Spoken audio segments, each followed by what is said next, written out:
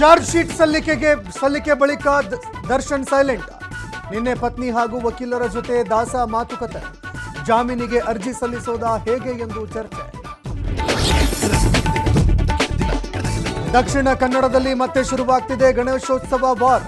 Police ಇಲಾಖೆಯ ಮಾರ್ಗಸೂಚಿ ವಿರುದ್ಧ ಬಿಜೆಪಿ ಕಿಡಿ. ವಿಘ್ನ ನಿವಾರಕನಿಗೆ ವಿಘ್ನವಾಗ್ತಿದೆ ಎಂದು ಆರೋಪ.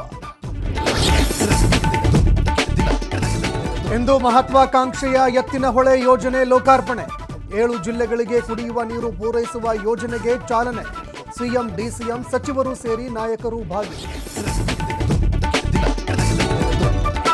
ಟಿಬಿ ಡ್ಯಾಂ ಗೇಟ್ ಕೊಚ್ಚಿ ಹೋದ ವಿಚಾರ.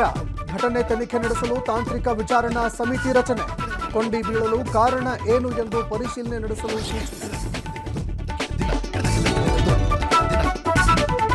ಇಂದು ನಾಡಿನಾದ್ಯಂತ ಗೌರಿ ಹಬ್ಬದ ಸಂಭ್ರಮ. ಬೆಳಗ್ಗೆಯೇ ಮಾರ್ಕೆಟ್ಗಳಲ್ಲಿ ಜನಜಂಗುಳಿ. ಬೆಲೆ ಹೆಚ್ಚಳದ ನಡುವೆಯೂ ಖರೀದಿ ಭರಾಟೆ ಜೋರು.